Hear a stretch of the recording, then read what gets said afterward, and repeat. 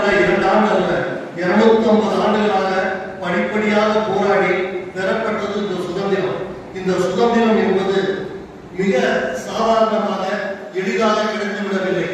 நாம் பிற்பகுதியில் சுதந்திரம் பெறும் பொழுது நாம் பார்வைக்கப்பட்டவர் மகாத்மா காந்தி, ஜவஹர்லால் நேரு, நேதாஜி, சர்தார் வல்லபாய் பட்டேல், திலகர் போன்ற பல பேச்சுக்கள் ஈடுபட்டுக் கொண்டிருந்தாலும் கூட தமிழகத்தை பொறுத்தவரைக்கும் தமிழ்நாட்டிற்காக சுதந்திரத்திற்கு பாடுபட்டவர்களை எப்பொழுதும் நாம் மறந்துவிட முடியாது.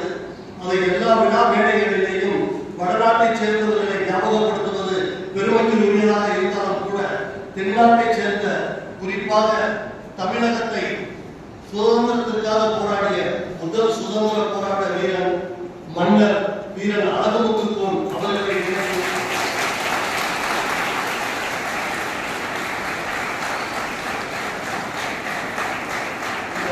சுதந்திர போராட்ட வேலையை எவ்வாறு மக்கள் மத்தியில் எளிதாக கொண்டு செல்ல முடியும் என்பதை தமிழகத்தில் தான் முதலில் தொடங்கியது. அந்த பெருமைக்குரியவர் திரு சுப்பிரமணிய பாரதி அவர்கள். பாரதியினுடைய பாட்டுக்களாலும் கவிதைகளாலும் இலக்கியத்தாலும் நாடகத்தாலும் தேசிய விழிப்புணர்ச்சியை ஏற்பட்டு சுதந்திர வேட்கையை கொண்டு வந்து இது எல்லா மக்களிடத்திலும் எளிதாக போய் சேரக்கூடிய அளவிற்கு வந்தே மாதம் என்ற வார்த்தையை திரும்ப திரும்ப முடங்கக்கூடிய அளவிற்கு அவருடைய எளிய நடைமுறையில் பெறப்பட்டது இந்த சுதந்திரம். அவரை தொடர்ந்து ஒரு சுதந்திரத்திற்காக தன்னை எப்படி அர்ப்பணிக்க முடியும் என்று மிகப்பெரிய அர்ப்பணிப்போட சொல்ல வேண்டும் என்று சொன்னால் திருப்பூர் குமரனை சொல்ல வேண்டும். திருப்பூர் குமரனுடைய சேவை என்னவென்று சொன்னால் அவருடைய போராட்ட துடிப்பு எந்த அளவிற்கு இருந்தது என்று சொன்னால் கொடியை கையில் பிடித்து தன் உயிர் தன் உடம்பை விட்டு சென்ற பொழுது கூட அந்த கொடி அவர் கையை விட்டு விலகாமல் பிடிப்போடு நின்றார். தன்னுடைய உயிரை தியாகம் செய்து இந்த சுதந்திர கொடியை கையில் பிடித்தார். அப்பேற்பட்ட ஒரு தியாக செம்மன் திருப்பூர் குமரன் அவர்கள். சிவகங்கை மாவட்டத்தைச் சேர்ந்த வீரமங்கை வேலுநாச்சியார் அவர்களுடைய வீரத்தை சொல்ல வேண்டும் என்று சொன்னால் ஒரு பெண்மணியாக பிறந்து ஒரு பெண்மணிக்கு வீரம் என்பது இப்பொழுது வரவில்லை. தமிழகத்தை பொறுத்தவரைக்கும் எப்பயோ வந்துவிட்டது. வீரமங்கை வேலுநாச்சியாரை நினைத்து பார்த்தாலே அந்த அளவுக்கு ஆங்கிலேயரோடு போராடி இந்த சுதந்திர போராட்டத்தில் தனக்கென்று ஒரு சாதனையை படைத்தவர் வீரமங்கை வேலுநாச்சியார். அவருக்கு பின்பு திருநெல்வேலி மாவட்டத்தில் ஒரு மாபெரும் வீரன் தனி வீரனாக ஒரு குழுவாக அமைத்து இப்பொழுது இங்கே இருக்கக்கூடிய மாவட்ட ஆட்சித்தலைவர் இந்திய திருமக்களை எவ்வாறெல்லாம் கொடுமை செய்து கொண்டிருக்கிறார். துரை என்ற கூறக்கூடிய மாவட்ட ஆட்சித்தலைவரை யார் கொள்வது என்ற பொழுது பத்திரகாளி முன்பு சீட்டை குலுக்கி போட்டு எடுத்த பொழுது அதில் வாஞ்சிநாதன் பெயர் வரப்பட்டது. வாஞ்சிநாதன் எடுத்து இந்த பொறுப்பை நானே நடத்துகிறேன் என்று சொல்லி மிக லாபகமாக மிக பாதுகாப்பாக இருந்த துரை அவர்களை புகைப்படி நிலையத்தில் வைத்து அங்கேயே அவரை துப்பாக்கியால் சுட்டு கொன்றுவிட்டு வெளியே வரும்பொழுது காவல்துறையினர் தன்னை சுற்றி வளைக்கும் பொழுது இதில் எங்கிருந்து வந்தது என்று திறப்படக்கூடாது, இனிமேல் நாம் சிரமப்படக்கூடாது என்று சொல்லி தன்னையே தன் வாயில் துப்பாக்கியால் தன்னை சுட்டுக் கொண்டு இந்த சுதந்திரத்திற்காக வீரமரணம் அடைந்தவர். அவருக்கு பின்பு திருநெல்வேலி மாவட்டத்தைச் சேர்ந்த மாவீரர் வீரபாண்டிய கட்டபொம்மனுடைய வரலாறுகள் ஓரளவிற்கு நமக்கு அனைவருக்கும் தெரியக்கூடிய அளவில் திரைப்படமாக வெளியே வந்ததினால் எவ்வாறாக வெள்ளைகளை எதிர்த்து போராடினார் என்பது அனைவருக்கும் தெரியப்பட்ட ஒரு விஷயம். அதற்கு பின்பு பாபு சுதந்திரம் பிள்ளை தூத்துக்குடி மாவட்டத்தை சேர்ந்தவர். ஒரு வசதியான குடும்பத்தில் பிறந்தவர். தன்னால் எதையும் செய்ய முடியும் என்ற நம்பிக்கையில் இந்தியாவை வியக்கத்தக்க அளவில் அந்த காலகட்டத்தில் ஒரு கப்பலை ஆங்கிலேயருக்கு போட்டியாக ஆங்கிலேயர்கள் நாங்கள் தான் கப்பல் ஓட்ட முடியும், மற்றவர்கள் கப்பலை ஓட்ட முடியாது என்று சொல்லிக் கொண்டிருந்த பொழுது அந்த கப்பலை இந்தியாவால் ஓட்ட முடியும் என்று சொல்லி இதற்காக தன்னுடைய சொத்துக்கள் அத்தனையும் இழந்தாலும் பரவாயில்லை என்று சொல்லி இங்கே இருந்து மேற்கு வங்கம் சென்று அங்கே இருந்து மும்பை சென்று ஒரு கப்பலை வாங்கி அந்த கப்பலை ஓட்டி காட்டியவர் பாபு சிதம்பரம் பிள்ளை. இதற்காக அவருக்கு எத்தனை ஆண்டு காலம் செக் இழுத்த செம்மர் தன்னுடைய வாழ்நாள் முழுவதையும் செக் இழுக்க வேண்டும் என்று சொன்னார்கள். அத்தனை நினைவாட்டிலும் கூட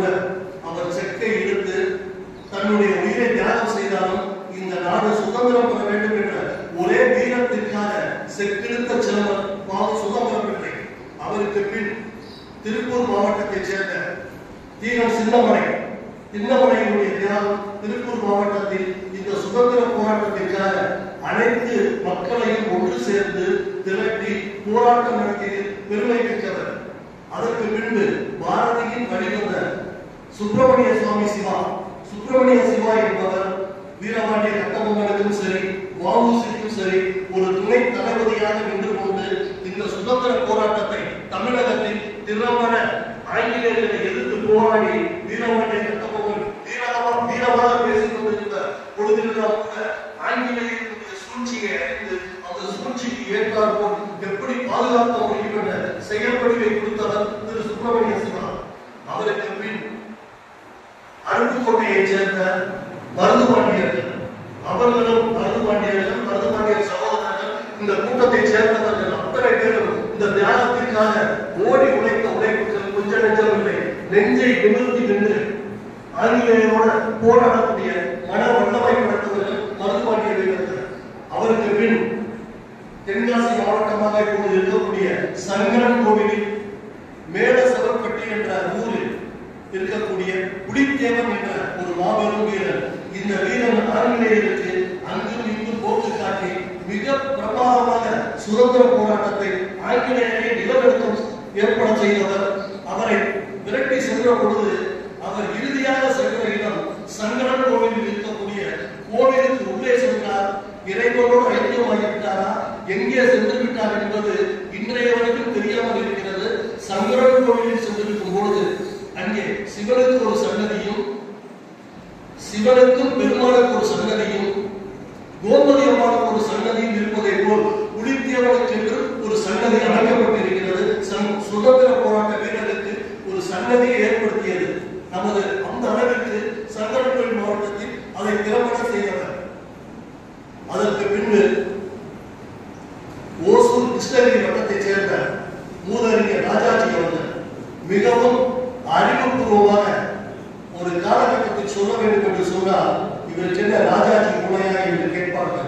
ஆங்கிலேயருக்கு நிகராக அவர்களே யோசிக்க முடியாத அளவிற்கு அற்புதமான சுதந்திர போராட்டத்தை செய்து கொடுத்தவர் திரு ராஜகோபாலாச்சாரியார் அவர்கள். அவருக்கு பின் சென்னை மாநகரில் ஒரு பெண்மணியார் அம்புச்சத்தம்மாள் என்று வாழ்ந்தார்கள். அவர்களும் தன்னுடைய சொத்துக்கள் சோறுகள் அத்தனையும் இந்த சுதந்திர போராட்டத்திற்காக முழுமையாக அர்ப்பணித்து இந்த சுதந்திர போராட்டத்தில் எந்த இடத்திலும் பாதிக்கப்பட்டாலும் கூட அவர்களுடைய அத்தனை முயற்சிகளும் ஆங்கிலேயரை எதிர்த்து போராடினார்கள். அவருக்கு பின் நமக்கு எல்லாம் தெரியும் கர்மவீரர் காமராஜர் என்பவர் தமிழகத்தின் முதலமைச்சராக நேரடியாக வந்துவிடவில்லை. சுதந்திர போராட்டத்திற்காக நின்று அவருடைய ஒரு 7 வயதிலேயே சுதந்திர வேட்கை ஏற்பட்டு தன்னுடைய 15 வயதில் சிறுவர் சிறைச்சாலையில் அடைக்கப்பட்டு 18 வயதில் சிறைச்சாலையில் அடைக்கப்பட்டு பல ஆண்டு காலங்கள் சிறை சென்று அந்த ஒரு காங்கிரஸ் பேரியக்கத்தில் தன்னை இணைத்துக் கொண்டாலும் கூட சுதந்திரத்திற்காக இந்த காங்கிரஸ் இயக்கம் போராடும் பொழுது அதற்கு தன்னை உண்மையாக அர்ப்பணித்து இந்த நாட்டில் சுதந்திரம் பெற வேண்டும் என்ற வீரத்தோடு செயல்பட்ட ஒரு மாபெரும் வீரன் காமராஜருக்கு அடுத்தபடியாக கடலூர் மாவட்டத்தில் மரியாதைக்குரிய அஞ்சலை அம்மா என்று ஒரு அம்மையார் இருந்தார்கள். அவர்களும் தன் பிள்ளைகளையும் உறவினர்களையும் தன்னுடைய சொத்துக்களையும் இந்த நாட்டிற்கு சுதந்திரம் கிடைக்க வேண்டும் என்ற ஒரே காரணத்திற்காக போராடி அதற்கான முயற்சிகளை தொடர்ந்து போராடியவர்கள். வாழ்நாள் முழுவதும் இந்தியா சுதந்திரம் அடைய வேண்டும் என்ற ஒரே கொள்கையில் வாழ்ந்தவர்கள். அதற்கு பின் நீங்கள் அனைவரும் கேள்விப்பட்டிருப்பீர்கள் இரட்டைமலை சீனிவாசன் என்பவர் கடுமையான கடலூர் மாவட்டத்தில் தன்னுடைய சுதந்திர போராட்டத்தை எந்த அளவிற்கு அந்த பகுதி மக்களை ஒன்றிணைத்து ஒவ்வொரு முறையும் நம்மளுடைய தேசிய தலைவர்கள் அறிவிக்கக்கூடிய ஒரு உண்ணாவிரத போராட்டமாக இருக்கட்டும், உப்பு சத்தியாகிரகமாக இருக்கட்டும், வெள்ளையனே வெளியேறு என்ற போராட்டமாக இருக்கட்டும், அத்தனை போராட்டத்திற்கும் ஒரு மிக சிறந்த ஒருங்கிணைப்பாளராக இருந்தார். இது மட்டும் இல்லாமல் தந்தை பெரியார் என்று அழைக்கக்கூடிய ஈவேரா பெரியார் அவர்கள் இந்த சுதந்திரத்திற்காக அவருடைய பங்களிப்பும் சிறிதளவு என்று சொல்ல முடியாது, முழுமையாக அவருடைய பங்களிப்பையும் சுதந்திரத்திற்காக தன்னை முழுமையாக அர்ப்பணித்தார். அதை விட மதுரையிலேயே ஒருவர் இருந்தார், சுப்பையா சீனிவாச ஐயர் என்று. இவர் சுப்பையா சீனிவாச ஐயர் வெள்ளையனே வெளியேறு என்ற போராட்டத்திலும் மாணவ படுகொலைகளையும் முழுமையாக நின்று இதற்காக ஆங்கிலேயரை எதிர்த்து போராடியவர், மதுரையைச் சேர்ந்தவர். அதே மாதிரி கணபதி தாட்சி சுப்பிரமணிய ஐயர் என்று ஒருவர், அவரும் சுதந்திர போராட்டத்திற்காக தன்னை முழுமையாக தன்னையும் தன் குடும்பத்தையும் அர்ப்பணித்து இந்த சுதந்திர போராட்டத்தை முழுமையாக வழிநடத்தியவர். சத்தியமூர்த்தி, அவர் புதுக்கோட்டை மாவட்டத்தைச் சேர்ந்தவர். திரு சத்தியமூர்த்தி அவர்களும் சுதந்திர போராட்டத்திற்காக தன்னை முழுமையாக அர்ப்பணித்து இப்படி தமிழகத்தில் எத்தனை பேர்களோ, இப்ப குறிப்பாக இவர்கள் பெயர்கள் எல்லாம் வடநாட்டின் தலைவர்கள் வந்து அவர்கள் பெயர்களை முன்னிறுத்திவிட்டு இந்த தமிழர்களின் பெயர்கள் வெளியே வராத காரணத்தினால் இனிமேல் சுதந்திர தின விழாவில் நாம் கொண்டாடும் பொழுது தமிழ்நாட்டிலிருந்து உழைத்த தலைவர்களை நாம் போற்றி அவர்களுடைய தியாகத்தை நாம் மக்களிடம் எடுத்துச் சொல்லி தியாக உணர்வோடு இந்த சுதந்திரம் என்பது ஆங்கிலேயரிடமிருந்து பெறப்பட்டது, நான் சுதந்திரமாக இருப்பதற்கில்லை, இந்த சுதந்திரம் என்பது இந்தியாவை மிகப்பெரிய வளர்ச்சி பாதையில் செல்ல வேண்டும் என்று ஏறக்குறைய 78 ஆண்டுகளில் இந்தியா வளர்ச்சியடையாமல் இல்லை. இந்திய அரசியல் பொறுப்பில் இருந்த அத்தனை பேர்களும் படிப்படியாக வளர்ச்சியை கொண்டு வந்தார்கள்.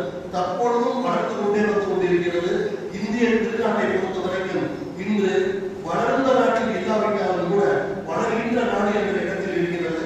இந்த வளர்கின்ற நாடு என்று இருக்கிற இடத்தில் பொருளாதாரத்திலும் ஒரு தன்னம்பிக்கையிலையும் நம்மை முழுமையாக வலிமைப்படுத்த வேண்டும் என்று சொன்னால் இங்கே இருக்கக்கூடிய விடைமதிக்க முடியாத மாநிலங்களாகிய மாணவ மாணவியர்கள் தங்களுடைய முழு ஒத்துழைப்பையும் உங்களுடைய அத்தனை திறமைகளையும் முயற்சிகளையும் தங்களுக்கு இல்லாமல் இந்த நாட்டுக்கு முழுமையாக அர்ப்பணிப்பதாக இருக்க வேண்டும். நான் செய்யக்கூடிய ஒவ்வொரு செயலும் புது புது முயற்சிகளும் இந்த இந்திய திருநாட்டிற்கு போய் சேரக்கூடிய விதமாக இருக்க வேண்டும். வளர்ந்த நாடுகளில் அவர்களிடம் இருக்கக்கூடிய வளர்ச்சியான விஷயங்களை சிலவற்றை எடுத்துக்கொண்டு நிச்சயமாக இன்று உலகத்தில் பார்த்தால் அறிவில் சிறந்தவன் இந்தியன் என்ற ஒரு பெருமை முழுமையாக கிடைத்துவிட்டது. இந்திய திருநாட்டில் இன்னும் ஒற்றுமையும் நேர்மையும், எங்கெல்லாம் நேர்மை தவறாக நடக்கின்றதோ அரசியல் விழிப்புணர்ச்சியில் தங்களை முழுமையாக ஈடுபடுத்திக் கொண்டு நேர்மைக்கு வழிவகுக்கக்கூடிய அளவில் தங்களுடைய போராட்டத்தை எந்த இடத்திலும் நியாயத்தை தட்டி கேட்பது தவறே இல்லை. இந்திய திருநாட்டிற்காக எங்கெல்லாம் ஒரு தவறுகள் நடக்கின்றதோ அந்த தவறுகளை சுட்டி காட்டுவதற்கு மாணவ மாணவியர்கள் அத்தனை பேரும் கடமைப்பட்டவர்கள். நம்மளுடைய ஒட்டுமொத்த முயற்சி தான் ஒரு மிகப்பெரிய எழுச்சியை ஏற்படுத்தும். குறிப்பாக இந்த ஓராண்டு காலத்தில் இந்த கல்லூரியில் பார்க்கும் பொழுது மாணவ மாணவியரிடத்தில் எத்தனை மாற்றங்களை பார்க்கின்றோம். எந்த ஒரு நிகழ்ச்சியாக இருந்தாலும் மாணவ மாணவியர்கள் நீங்கள் பங்கேற்கக்கூடிய விதம், அந்த நிகழ்ச்சியை திறம்பட நடத்தக்கூடிய விதம், உங்களை வழிநடத்தக்கூடிய இந்த பேராசிரியர் பெருமக்கள், ஆசிரியர் அலுவலர்கள், இவர்களுடைய முறை இன்று எந்த கல்லூரியில் போய் எந்த போட்டியில் கலந்து கொண்டாலும் கூட யாதவர் கல்லூரி என்பது ஏதேனும் ஒரு பரிசை பெற்று வரக்கூடிய அளவிற்கு உங்களுக்கு பயிற்சி எடுக்கக்கூடிய பேராசிரியர்கள்.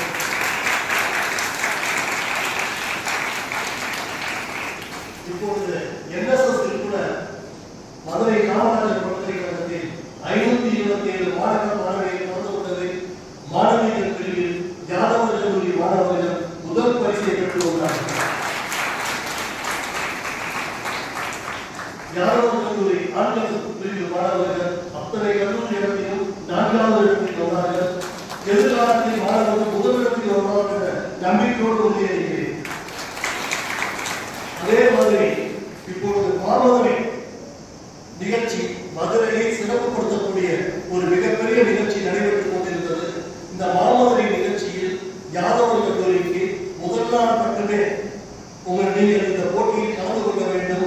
அதிலும் குறிப்பாக ஒரு கரகம் எடுத்து வர வேண்டும், தாரத்தப்பட்டை வர வேண்டும், உயிராட்டம் நடத்த வேண்டும்.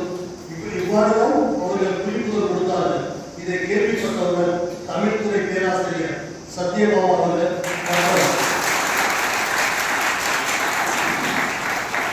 நம்முடைய கல்லூரியில் சிறப்பாக சொல்லக்கூடிய மாணவர் மற்ற மாணவர்களுக்கு ஒரு பயிற்சியை ஒரு முன்னோட்டாக இருக்கும்போது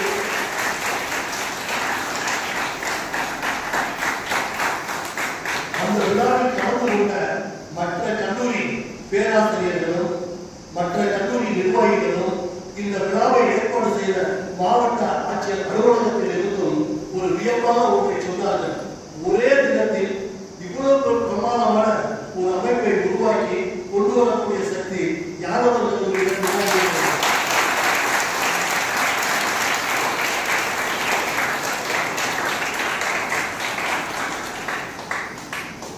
இந்த சக்தி யாதவர்களுடைய இருக்கிறது என்று சொன்னால் இதற்கு பெருமையான விஷயங்கள் இந்த கல்லூரியில் வேர்களாக இருந்து 55 ஆண்டு காலமாக பேராசிரியராக பணியாற்றி பல பேராசிரியர் பெருமக்களின் அறிவுரையை பெற்று இப்பொழுது பேராசிரியராக பணியாற்றிக் கொண்டிருக்கும் பேராசிரியர் பெருமக்கள், அலுவலர்கள் மற்றும் இருக்கக்கூடிய நிர்வாகிகள் அத்தனை பேருடைய கூட்டு முயற்சியும் இந்த ஓராண்டு காலத்தில் நமது பயணம் மிகப்பெரிய வெற்றி பயணமாக போய்கொண்டிருக்கிறது.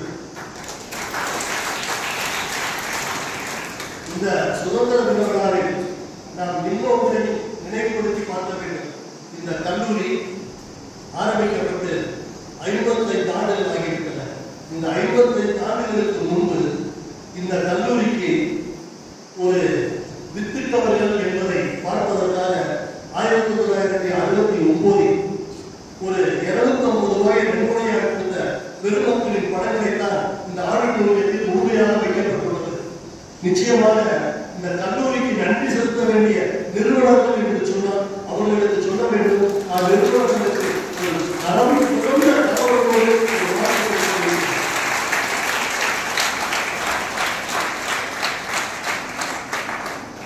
இந்த உயர்ந்த மனிதர்களின் எண்ணத்தினால் இந்த கல்லூரி உருவாக்கப்பட்டது. படிப்படியாக வளர்ச்சி பெற்றது. வளர்ச்சி பெற்று இன்று பிற்படுத்தப்பட்ட மிகவும் பிற்படுத்தப்பட்ட அனைத்து தரப்பினருக்கும் ஒரு கல்வி களஞ்சியமாக ஆலயமாக நிச்சயமாக கல்லூரிக்குள் நுழையும் போது ஒரு ஆலயத்திற்குள் வரும்போது என்ன ஒரு மனத்திற்கு ஏற்படுமோ அந்த அளவிற்கு அதிலிருந்து போது ஓராண்டு காலத்தில் நாம் பார்க்கும்போது மாணவர்களுடைய ஒழுக்கத்தையும் அவர்களுடைய திறமையும் பாராட்டாமல் இருக்க முடியவில்லை. நிச்சயமாக கல்லூரி ஆரம்பிக்கக்கூடிய நேரத்தில் தாமதமாக மாணவர்கள் வருவதில்லை. நான் குடியரசு தின விழாவில் அதை பெருமையாக கூட பேசினேன். ஆனால் சுதந்திர தினமாவில் அதை விட மிக பெருமையாக மாணவர்களிடத்தில் நிறைய விஷயங்கள் ஒரு 99% மிக சரியாக இருக்கிறது. 1% மாணவர்களிடத்தில் சிறு சிறு சலசலப்புகள் கூட இருந்து கொண்டிருக்கிறது.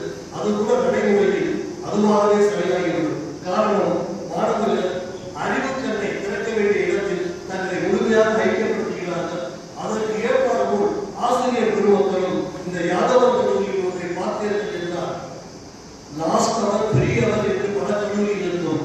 ஆனால் இப்போது யாதவர் கல்லூரியில் ஒரு அவர் கூட பெரியவர் என்று இருக்கவே இருக்காது. அந்த அளவிற்கு துறை தலைவர்கள் தங்களுடைய பணியை திறம்பட செய்து இந்த துறையை வளர்ப்பதிலும் அவரவர் துறையை அவரவர் வளர்ப்பதிலும் இந்த கல்லூரியை ஒரு மேம்பாட்டிற்கு கொண்டு வருவதற்கு நிர்வாகத்தை அணுகும் பொழுதும் நிர்வாகம் எதையும் மறுக்காமல் செய்கின்ற பொழுதும் நிர்வாகம் சொல்லக்கூடிய நல்ல கருத்துக்களை துறை தலைவர்கள் ஏற்றுக்கொள்வதும் ஒரு அரவணைப்போடு சொல்லும் பொழுது இந்த கல்லூரி சுதந்திர இந்தியாவில் மிகப்பெரிய வளர்ச்சியை காணும் என்று இந்த வாக்குக்கு நன்றி